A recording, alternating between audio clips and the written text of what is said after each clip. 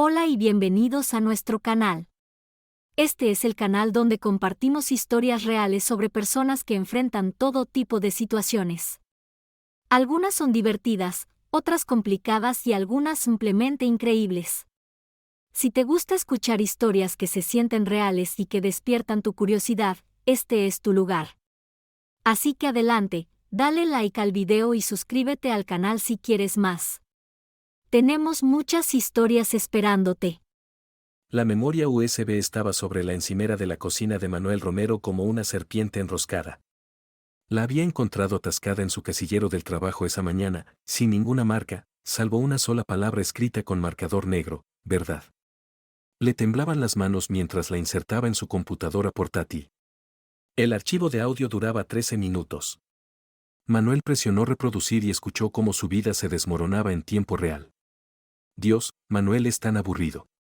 La voz de Sabrina se escuchaba con total claridad. A veces me pregunto qué estaba pensando cuando me casé con él. La risa de Carlos le siguió. Vamos, nena. No es tan malo. Solo predecible. ¿Predecible? El hombre no me ha sorprendido ni una vez en 15 años. Se despierta a las 5, me da un beso en la frente como si fuera su abuela y se va a trabajar. La misma rutina todos los días. Al menos es constante, dijo Carlos. Pero Manuel pudo escuchar la burla en su voz. Constantemente aburrido. ¿Sabes qué me dijo ayer? Me preguntó si quería ir con él a Retini el sábado. Carlos. Como si eso fuera una cita romántica. Hablando de citas, ¿cuándo vas a decirle lo nuestro? La sangre de Manuel se congeló. La taza de café se le resbaló de los dedos, estrellándose contra el suelo. No lo sé, continuó Sabrina. Tal vez nunca. Es tan patético. Casi me da lástima. Además, él paga la hipoteca y yo obtengo los beneficios, dijo Carlos. El pobre bastardo no tiene ni idea de que su mejor amigo está. Manuel cerró de golpe la laptop. El silencio que siguió fue ensordecedor. Se quedó sentado en su cocina durante 2 horas, mirando la taza de café rota. Los pedazos de cerámica se veían como su matrimonio, afilados, dispersos, imposibles de recomponer. 3 semanas antes, el mundo de Manuel tenía sentido. Se despertaba a las 5 de la mañana, preparaba café y miraba dormir a Sabrina exactamente durante 3 minutos antes de besarle la frente. Ella murmuraba algo sobre que era muy temprano, y él le susurraba que la amaba. La planta de robótica donde trabajaba no era glamorosa, pero pagaba bien. Manuel llevaba allí 12 años, dando mantenimiento a los enormes robots de la línea de ensamblaje que fabricaban piezas de automóviles. Entendía mejor a las máquinas que a las personas. Las máquinas eran lógicas. Se averiaban por razones que se podían diagnosticar y reparar. Carlos Guerrero había comenzado a trabajar en la planta hacía 6 meses. Joven, carismático, con una sonrisa fácil y ese tipo de confianza que Manuel envidiaba. En pocas semanas, Carlos se había convertido en el chico dorado del equipo de mantenimiento. Todos lo adoraban. «Hey, Manuel», le había gritado Carlos ese martes por la mañana. «¿Cómo está tu esposa?» «Está bien», respondió Manuel, revisando la presión hidráulica del robot 7. «Sigo trabajando en la renovación de la cocina que empecé el año pasado». «Hombre, de verdad necesitas terminar ese proyecto». Sabrina se ha estado quejando de esos gabinetes a medio terminar durante meses. Manuel levantó la mirada. ¿Se ha estado quejando contigo? A veces hablamos cuando paso por ahí. Por cierto, hace un café increíble. Mucho mejor que esta porquería de la planta. ¿Has estado en mi casa? Solo un par de veces. Ella me llamó cuando estabas en ese seminario en Campbell. Dijo que el triturador de basura no funcionaba bien. Lo arreglé por ella. Manuel sintió una extraña opresión en el pecho. No me mencionó eso. Probablemente no quiso hacerte sentir mal por no haber terminado la renovación. Carlos le dio una palmada en el hombro. No te preocupes, amigo. Somos amigos. Me alegra ayudar. Esa tarde, Manuel le preguntó a Sabrina sobre el triturador de basura. Ah, eso, dijo ella, sin apartar la vista de su laptop, estaba haciendo ese ruido de nuevo. Carlos estaba en el vecindario y se ofreció a echar un vistazo. ¿Desde cuándo tienes el número de Carlos?, preguntó Manuel. Desde que me lo dio en el picnic de la empresa, respondió Sabrina. Dijo que debía llamarlo si alguna vez necesitaba ayuda con la casa mientras tú estás trabajando. Manuel quiso hacer más preguntas, pero el tono de Sabrina tenía ese filo que significaba que la conversación había terminado. Se fue a la cama sintiéndose intranquilo. La semana siguiente, al llegar a casa, encontró la camioneta de Carlos en su entrada. Hola, Manuel, dijo Carlos, saliendo del garaje mientras se limpiaba las manos con un trapo. Solo estoy ayudando a Sabrina a mover unas cajas. ¿Qué cajas? Las decoraciones de Navidad. Quería que las guardáramos en el ático. Manuel miró a su esposa, que estaba de pie en el umbral de la puerta con un vestido que él nunca había visto antes. Su peinado también era distinto, arreglado de una forma que la hacía parecer más joven. Intenté esperarte, dijo Sabrina. Pero has estado trabajando tantas horas extra últimamente. No he estado trabajando horas extra. Bueno, nunca estás aquí cuando te necesito. Carlos se interpuso entre ellos. Hey, no pasa nada. Me alegró ayudar. Eso hacen los amigos, ¿no? Manuel asintió, pero algo no le cuadraba. El garaje olía al perfume de Sabrina mezclado con algo más, algo masculino y desconocido. Durante las siguientes 2 semanas, Manuel empezó a notar cosas. El teléfono de Sabrina siempre estaba boca abajo durante la cena. Se duchaba con más frecuencia. Había empezado a maquillarse incluso para ir al supermercado. Te ves muy bien hoy, le dijo una mañana. Me veo igual que siempre, respondió ella, pero sus mejillas se sonrojaron. En el trabajo, Carlos también se comportaba diferente. Más confiado, más engreído. Hacía bromas sobre la vida matrimonial que sonaban demasiado específicas, demasiado informadas. ¿Sabes cuál es tu problema, Manuel? Dijo Carlos durante su descanso para almorzar. Eres demasiado bueno. Sabrina me respeta. ¿De verdad? La sonrisa de Carlos era afilada. ¿Cuándo fue la última vez que ella inició algo? ¿La última vez que te preguntó cómo te fue en el día? ¿La última vez que te miró como me miró ayer? El Jäger de Manuel se volvió cartón en su boca. ¿Qué quieres decir? Nada, hombre. Solo digo que tal vez deberías ponerte las pilas antes de que alguien más lo haga. Esa noche, Manuel intentó iniciar intimidad con su esposa. Sabrina lo apartó. Estoy cansada, dijo ella. Hace 3 semanas que no estamos juntos. Lo sé. Estoy pasando por algo ahora mismo. ¿Qué clase de algo? Sabrina se dio la vuelta. No quiero hablar de eso. Manuel permaneció despierto hasta el amanecer, mirando al techo. La mujer a su lado se sentía como una extraña. El punto de quiebre llegó un jueves. Manuel había llamado al trabajo diciendo que estaba enfermo del estómago, planeando pasar el día descansando. Alrededor del mediodía, escuchó voces provenientes del garaje. Su garaje. Donde guardaba sus herramientas, su banco de trabajo, el viejo camarón de su padre que llevaba restaurando 10 años. Manuel se acercó sigilosamente a la ventana y miró por las persianas.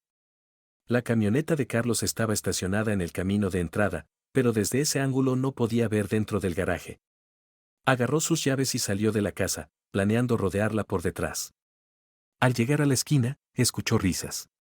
La risa de Sabrina, pero distinta. Más ligera, más feliz de lo que la había oído en años.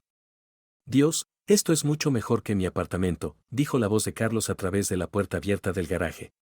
Deberíamos tener cuidado, respondió Sabrina. Manuel podría volver temprano. ¿Y qué si lo hace? El tipo no se entera de nada. Incluso si nos descubriera, probablemente se disculparía por interrumpirnos. Sus risas le atravesaron a Manuel como vidrio roto. Quiso irrumpir en el garaje, enfrentarlos, pelear.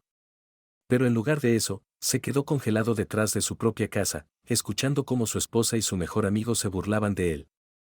A veces me siento culpable, dijo Sabrina. Él no es una mala persona. Tampoco es una buena persona, respondió Carlos. Él está ahí, como un mueble. Mueble caro.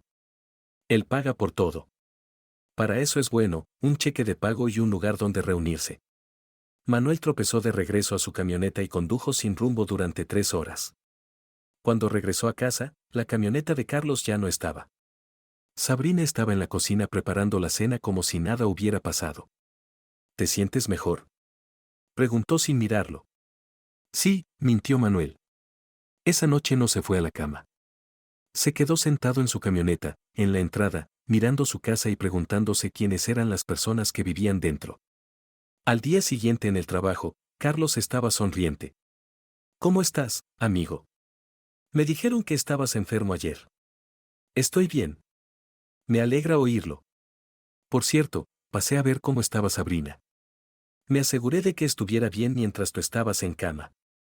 Las manos de Manuel se apretaron alrededor de la llave inglesa. Qué considerado. Eso hacen los amigos. Hablando de eso, ¿quieres tomar una cerveza después del trabajo? Hay algo de lo que quiero hablar contigo. Manuel aceptó, esperando contra toda esperanza que Carlos confesara, que se disculpara, que le diera una oportunidad de perdonar y olvidar. En cambio, Carlos pasó una hora hablando sobre sus posibilidades de ascenso y sus planes para comprar una casa. No mencionó a Sabrina ni una sola vez. «Estás callado esta noche», observó Carlos. «Solo estoy pensando». ¿Pensando en qué? Manuel miró su cerveza, luego el rostro de su amigo. ¿En la lealtad? ¿En lo que significa confiar en alguien? Cosas profundas. ¿Todo bien en casa? ¿Lo está? La sonrisa de Carlos vaciló por un momento. ¿Qué quieres decir? Dímelo tú. Se quedaron mirando el uno al otro a través de la mesa. Manuel esperó que Carlos se quebrara, que admitiera lo que había hecho, que mostrara aunque fuera una pizca de remordimiento. En cambio, Carlos se echó a reír. Estás actuando raro, hombre. Tal vez deberías hablar con alguien, con un terapeuta o algo. Tal vez debería. En serio, la paranoia puede ser señal de depresión. Quizá deberías hacerte revisar. Manuel salió del bar sintiéndose más pequeño que cuando había llegado. Incluso confrontar a su traidor había sido volteado en su contra, haciéndolo sentir como si él fuera el problema. Durante la siguiente semana, intentó fingir que todo era normal. Se levantaba a las 5 de la mañana, besaba la frente de Sabrina, iba a trabajar, regresaba a casa, cenaba, veía televisión, se acostaba. La rutina que antes le daba consuelo ahora se sentía como una prisión. Sabrina apenas le hablaba. Cuando lo hacía, era sobre cosas prácticas, cuentas, víveres, el perro del vecino que no dejaba de ladrar. Nunca le preguntaba cómo le había ido en el día, nunca lo tocaba, nunca lo miraba con otra cosa que no fuera una leve irritación. En el trabajo, Carlos era más popular que nunca. Lo habían ascendido a supervisor de turno, lo que significaba que ahora tenía un rango superior al de Manuel. La ironía no pasó desapercibida para él. «Felicidades», dijo Manuel cuando se enteró de la noticia. «Gracias, amigo. Sé que esto puede ser incómodo, ahora que soy tu jefe, pero no va a cambiar nada entre nosotros». Todo ya había cambiado. Manuel simplemente no lo había aceptado aún. La memoria USB apareció en su casillero el lunes siguiente. Manuel la miró durante un minuto entero antes de llevársela a casa. Ahora, sentado en su cocina, con su matrimonio hecho trizas a su alrededor como cerámica rota, Manuel finalmente entendía lo que tenía que hacer. No podía volver a fingir. No podía perdonar ni olvidar. No podía ser el buen tipo que se disculpa por haber sido traicionado. El viejo Manuel Romero había muerto. Lo que surgiera de sus cenizas sería algo completamente distinto. Manuel no fue a trabajar al día siguiente, ni al otro.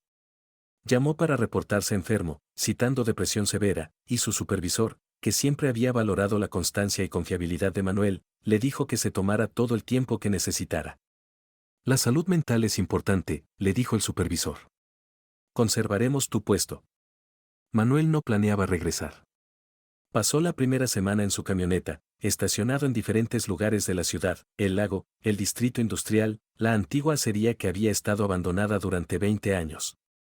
Comió comida de gasolinera y durmió en la estrecha cabina, ignorando las llamadas y mensajes de Sabrina. Al principio, ella estaba preocupada. ¿Dónde estás? ¿Estás bien? Por favor, vuelve a casa. Para el tercer día, su tono había cambiado. Esto es ridículo. Estás actuando como un niño. Para el séptimo día, había dejado de llamar por completo. Manuel usó el tiempo para pensar, planear, recordar quién solía ser antes del matrimonio, las hipotecas y la rutina agotadora de la adultez responsable.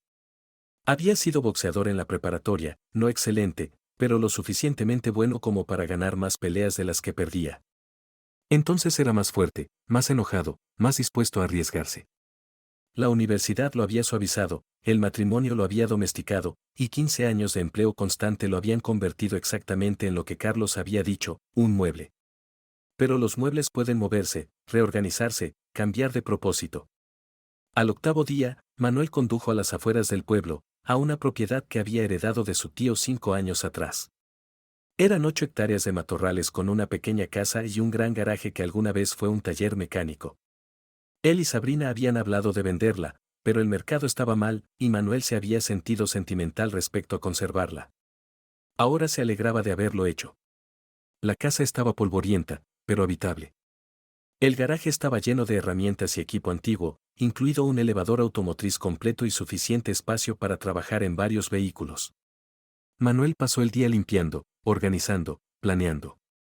Volvió a su casa real después del anochecer, estacionándose a la vuelta de la esquina y observando por las ventanas. Sabrina estaba en el sofá, con la laptop abierta, probablemente en videollamada con Carlos. Se veía relajada, incluso feliz.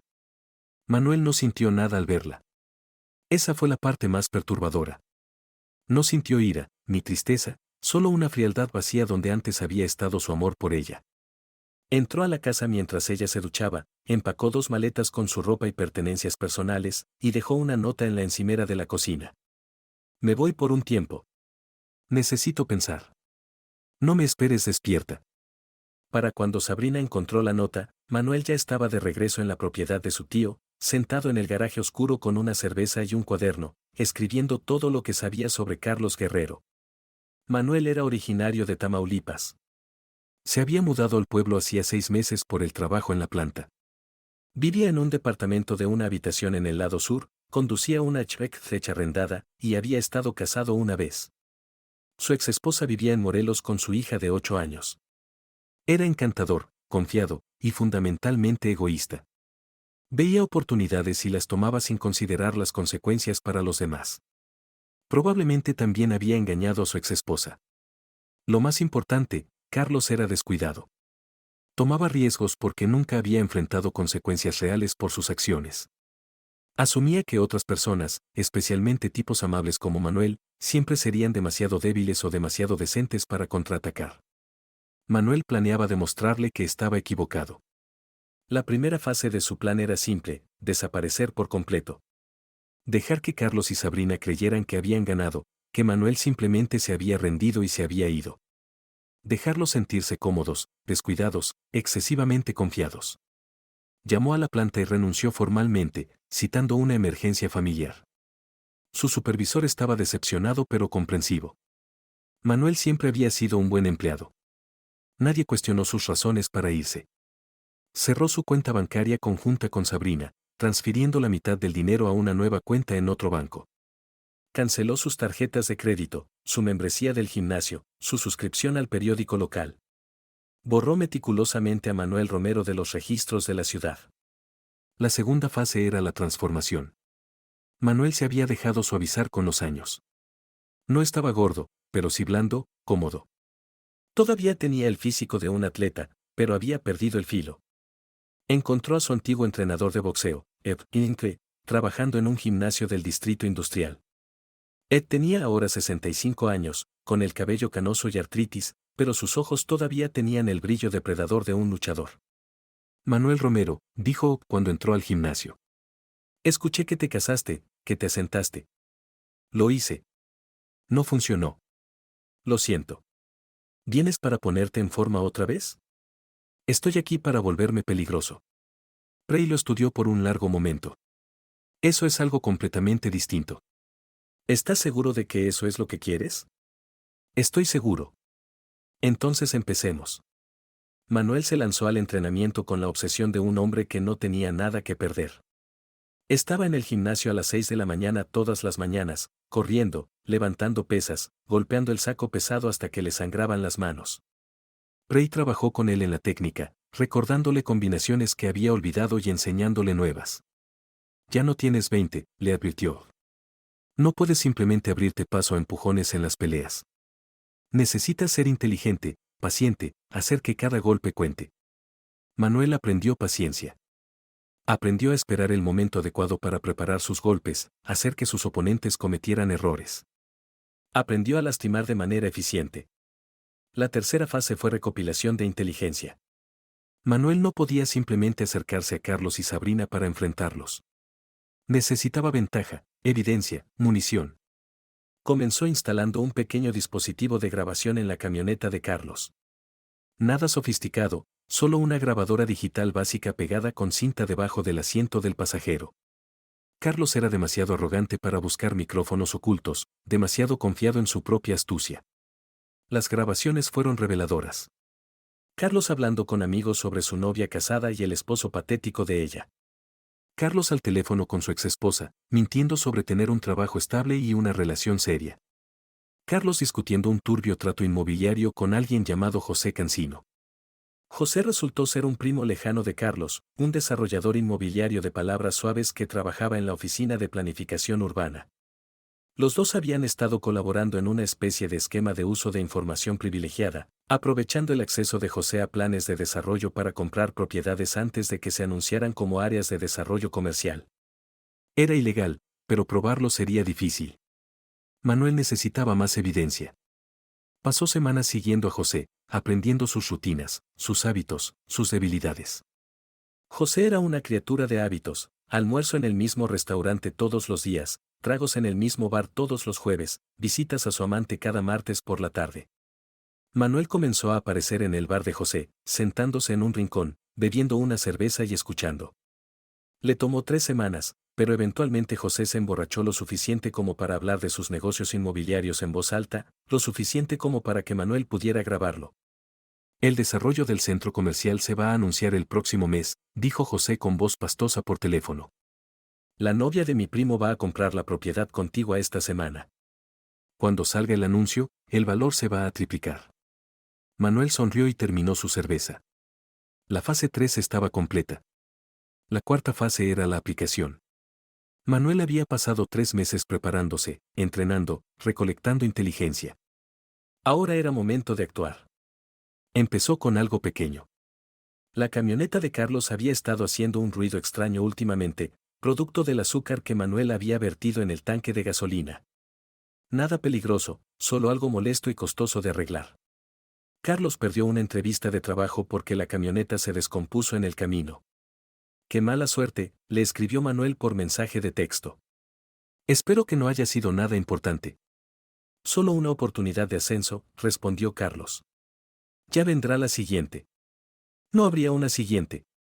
Manuel había enviado copias de las grabaciones sobre los bienes raíces a la Junta de Ética de la ciudad, al fiscal general del estado y al periódico local. José Cancino estaba a punto de tener una semana muy mala. La historia se publicó un martes, funcionario de planificación urbana implicado en fraude inmobiliario. La foto de José apareció en la portada del periódico matutino, junto con transcripciones de sus conversaciones grabadas. Para el mediodía, José había sido suspendido mientras se realizaba una investigación. Para la noche, la policía lo había arrestado por corrupción y tráfico de información privilegiada. Carlos llamó a Manuel esa noche, desesperado. ¿Supiste lo de José? Sí, lo vi en las noticias. Una locura. Él es mi primo. Están haciendo preguntas sobre quién podría haber estado involucrado. Tú no estabas involucrado, ¿verdad? Por supuesto que no. Pero igual podrían querer hablar conmigo. Conexión familiar, ya sabes. Manuel sonrió en la oscuridad de su garaje. Estoy seguro de que estarás bien. Eres bueno hablando para salir de problemas. La policía sí quería hablar con Carlos. Querían hablar con él sobre varias compras sospechosas de propiedades, llamadas telefónicas registradas entre él y José, sobre su repentino interés en la inversión inmobiliaria. Carlos contrató un abogado con dinero que no tenía. El estrés se notaba en su cara, en su desempeño laboral y en su relación con Sabrina. Ha estado actuando raro últimamente, se quejaba Sabrina con su amiga durante una llamada que Manuel escuchaba. Paranoico, nervioso. No es atractivo. Quizás solo está estresado por el trabajo, sugirió su amiga. Es más que eso. Sigue preguntando si he visto a alguien siguiéndolo, si he visto autos extraños. Me pone nerviosa. Manuel fue paciente. Dejó que la presión aumentara lentamente, como el agua detrás de una presa. Algo más salía mal en la vida de Carlos. Su tarjeta de crédito era rechazada en un restaurante. El administrador de su departamento recibía una queja anónima por música alta. Su exesposa recibía un paquete misterioso con pruebas de su esquema inmobiliario. Nada podía vincularse con Manuel. Él era cuidadoso, metódico, invisible. Para cuando llegó la Navidad, Carlos era un desastre. La investigación inmobiliaria lo había exonerado de cualquier delito, pero el estrés le costó el ascenso y sus ahorros. Su relación con Sabrina estaba tensa. Su exesposa amenazaba con llevarlo de nuevo a la corte por la custodia. Manuel observaba todo desde las sombras, sintiendo una fría satisfacción. Pero no había terminado, ni siquiera cerca. El trabajo real apenas comenzaba. La reunión en el almacén se fijó para el 15 de enero. Manuel había pasado semanas organizándola usando una cuenta de correo falsa y una historia cuidadosamente creada sobre una oportunidad laboral potencial. Carlos estaba lo suficientemente desesperado para encontrarse con quien fuera que le ofreciera un empleo estable. Manuel llegó temprano, estacionando su camioneta detrás del edificio y revisando su equipo por última vez. Cámara digital, dispositivo de grabación de respaldo, botiquín de primeros auxilios. No planeaba acabar con Carlos. Eso sería muy fácil, muy limpio. Lo que había planeado era mucho peor. La camioneta de Carlos llegó exactamente a las 8 de la noche. Manuel miraba por la ventana mientras Carlos bajaba, mirando a su alrededor con nerviosismo. Los meses de presión habían pasado factura. Carlos había perdido peso. Su cabello estaba despeinado, y se movía con la cautela paranoica de un hombre que había aprendido a esperar problemas. «Hola, Carlos», dijo Manuel, saliendo de las sombras. Carlos se dio la vuelta, su rostro pasando por confusión, reconocimiento y finalmente miedo. «Manuel, ¿qué haces aquí? Yo te mandé el correo sobre el trabajo». «No entiendo, ¿por qué?» «Porque necesitamos hablar». La mano de Carlos se movió hacia su bolsillo, probablemente buscando su teléfono. «Mira, si esto es por Sabrina, se trata de muchas cosas». «Pero sí, es por Sabrina». «Manuel, puedo explicarlo». «No hace falta. Ya escuché tu explicación». 13 minutos de ella, en realidad, ¿quieres oírla otra vez? Manuel sacó un pequeño altavoz y puso la grabación. La cara de Carlos se puso blanca al escuchar su propia voz burlándose de Manuel, llamándolo patético, riéndose de la Fer. ¿De dónde sacaste eso? Importa. La pregunta es, ¿qué vamos a hacer al respecto? Carlos se enderezó, recuperando parte de su antigua confianza. ¿Qué quieres? Dinero. No tengo nada, gracias a lo que sea que le hiciste a José. Quiero que pelees conmigo. ¿Qué? ¿1 contra 1? Sin armas, sin teléfonos, sin salir corriendo. Solo tú y yo resolviendo esto a la antigua. Carlos se rió, pero sonaba forzado. ¿Hablas en serio? ¿Quieres pelear conmigo por ella? Quiero pelear contigo porque eres un cobarde. Porque tomaste algo que no era tuyo. Porque eres el tipo de hombre que patea a un perro cuando está en el suelo. No voy a pelear contigo, Manuel. Obviamente estás teniendo algún tipo de crisis. Entonces vete. Sube a tu camioneta y vete a casa. Pero si lo haces, esta grabación llegará a todos los que conoces. Tu exesposa, tu jefe, tus amigos, tu familia. Todos sabrán qué clase de hombre eres realmente. Carlos apretó la mandíbula. Me estás chantajeando. Te estoy dando una opción. Pelea conmigo como un hombre o serás expuesto como el cobarde que eres. Por un momento, Manuel pensó que Carlos realmente se iría. Entonces algo cambió en su expresión. Orgullo, tal vez, o desesperación. Se quitó la chaqueta y se arremangó las mangas. Está bien. Pero cuando te parta la cara, te vas de la ciudad y no vuelves nunca. Trato hecho. Se rodearon en el almacén vacío, con los pies arrastrándose sobre el suelo de concreto. Carlos era más joven, más alto, probablemente más fuerte. Pero Manuel había estado entrenando durante meses, y lo más importante, no le quedaba nada que perder. Carlos lanzó el primer golpe, un golpe salvaje que Manuel esquivó fácilmente. Manuel contraatacó con un jab rápido a las costillas de Carlos, luego dio un paso atrás. Golpe de suerte, murmuró Carlos. Volvieron a pelear. Esta vez, Manuel fue más agresivo, presionando con una combinación que él le había enseñado. Gancho izquierdo al cuerpo, cruzado derecho a la mandíbula, paso atrás y se reposicionó. Carlos tambaleó, pero se mantuvo en pie. No puedes hacer esto, jadeó Carlos. Esto es agresión. Solo si presentas cargos. Pero no lo harás porque entonces tendrías que explicar por qué estás aquí. Manuel avanzó de nuevo, esta vez apuntando a las piernas de Carlos con patadas bajas. Carlos no era un peleador entrenado. Era un peleador de bar que dependía de su tamaño y agresión. Contra un oponente preparado, esas tácticas eran inútiles. La pelea duró 12 minutos. Al final, Carlos estaba en el suelo, sangrando por la nariz y la boca, su camisa cara rota y sucia. Manuel estaba sobre él, respirando pesado, pero en control. Por favor, jadeó Carlos. Lo siento. Me voy de la ciudad. Nunca la volveré a ver. Desnúdate. ¿Qué? Quítate la ropa. Toda. Manuel, vamos. Hazlo o lo haré yo por ti. Las manos de Carlos temblaban mientras se quitaba la camisa, los pantalones, la ropa interior. Se agachó en el suelo de concreto, tratando de cubrirse, luciendo tan patético como le había llamado Manuel. Manuel tomó fotos desde todos los ángulos, asegurándose de capturar claramente la cara de Carlos. Estas fotos serán mi póliza de seguro. Si alguna vez te acercas a mí o a mi esposa otra vez, si le cuentas a alguien lo que pasó aquí esta noche, estas fotos serán públicas. ¿Entiendes? Carlos asintió, con lágrimas corriendo por su rostro. Bien. Ahora, vístete y vete. Y Carlos, la próxima vez que decidas traicionar a alguien, asegúrate de que esa persona no sea capaz de traerte de vuelta. Manuel salió del almacén sintiéndose más ligero que en meses. Pero no había terminado. Carlos había sido el catalizador, pero Sabrina era el verdadero objetivo.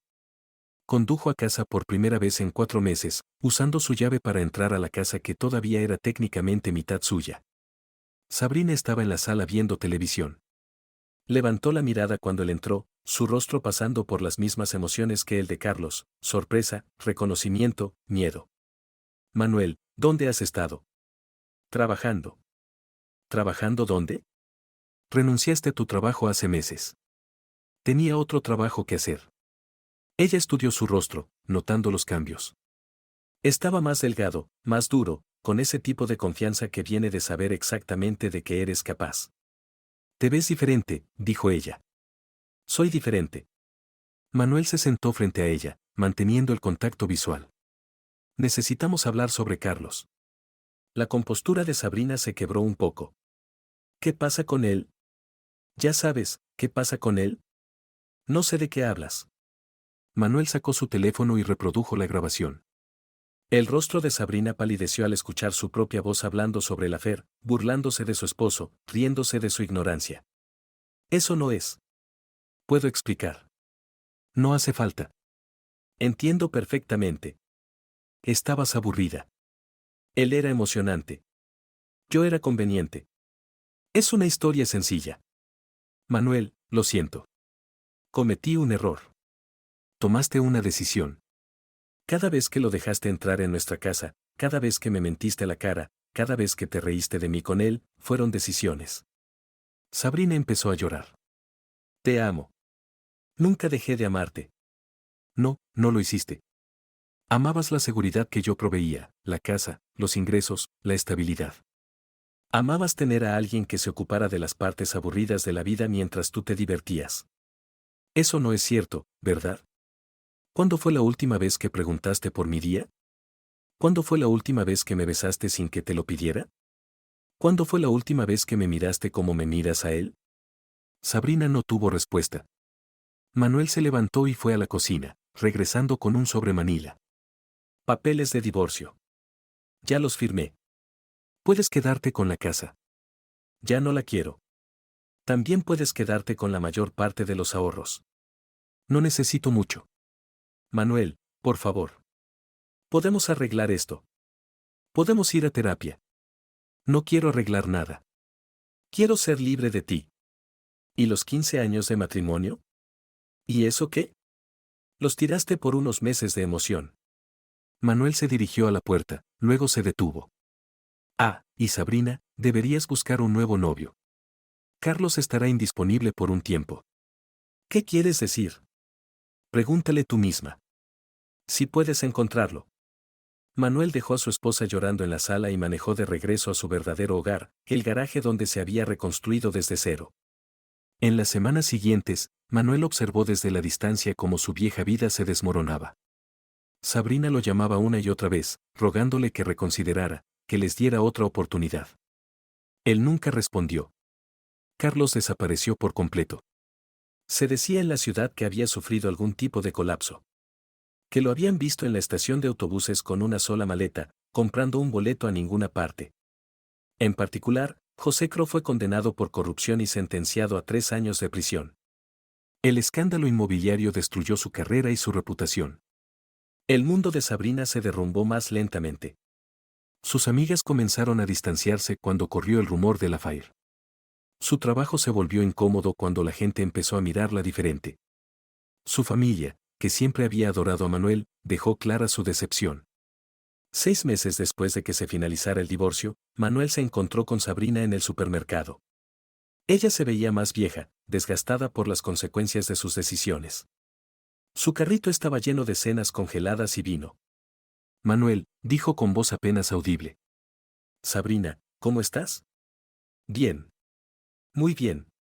Asintió, con lágrimas formándose en sus ojos. Supe que estás viendo a alguien nuevo. Manuel no lo estaba, pero no se corrigió. Ahora me estoy enfocando en mí mismo. Te extraño. Lo sé. ¿Me extrañas? Manuel consideró la pregunta con sinceridad. Extraño a quien pensé que eras, pero esa persona nunca existió, ¿verdad? Sabrina comenzó a llorar en medio del pasillo de cereales. Manuel no sintió nada al verla llorar. Ni satisfacción ni lástima. Solo la misma frialdad insensible que había reemplazado su amor por ella. Lo siento, sollozó. Lo siento mucho. Sé que lo sientes, pero lo siento no arregla nada. Lo siento no me devuelve los 15 años que perdí pensando que te conocía. Manuel se alejó, dejando a su exesposa llorando junto al cereal. Él ya había dicho todo lo que necesitaba decir. Un año después, Manuel trabajaba como mecánico independiente, viajando entre pequeños pueblos y arreglando problemas que nadie más quería enfrentar. Vivía de manera sencilla, poseía pocas cosas y no confiaba completamente en nadie. Estaba feliz. No con la felicidad desesperada de alguien que intenta convencerse de que está bien, sino con la tranquila satisfacción de alguien que ha enfrentado las peores partes de sí mismo y ha salido intacto. En una cálida tarde de septiembre, Manuel trabajaba hasta tarde en su taller cuando escuchó un golpe en la puerta. La abrió y encontró a una mujer de unos 30 años, atractiva pero con aspecto cansado, sosteniendo una pequeña maleta. ¿Eres Manuel Romero?, preguntó ella. Depende de quién pregunte. Me llamo Juana Guerrero. Estuve casada con Carlos. Manuel estudió su rostro, viendo la inteligencia detrás del cansancio. ¿Qué puedo hacer por ti? Sé lo que le hiciste a él. Sé lo que él te hizo a ti. Quiero aprender. ¿Aprender qué? ¿A hacer que alguien pague por lo que hizo? Manuel se hizo a un lado y la dejó pasar. Mientras ella caminaba hacia el taller, él captó un destello de fuego en sus ojos. El mismo fuego que ardía en él durante tanto tiempo. No es tan satisfactorio como crees, advirtió él. Quizás no, pero es mejor que no hacer nada. Manuel cerró la puerta y sonrió. El viejo Manuel Romero la habría echado, le habría dicho que perdonara y olvidara, que fuera la persona más grande. Pero el viejo Manuel Romero había muerto. Lo que quedaba era algo más duro, frío, más honesto sobre la naturaleza de la justicia y la venganza. Cuéntame qué hizo, dijo Manuel. Y en la cálida oscuridad de su taller, rodeado por las herramientas de su oficio y los recuerdos de su transformación, Manuel Romero se preparó para enseñar a otra persona rota cómo levantarse de sus propias cenizas. Como siempre, gracias por acompañarnos hoy. No olvides darle like, suscribirte y activar la campanita para no perderte nuestro próximo episodio. Hasta la próxima.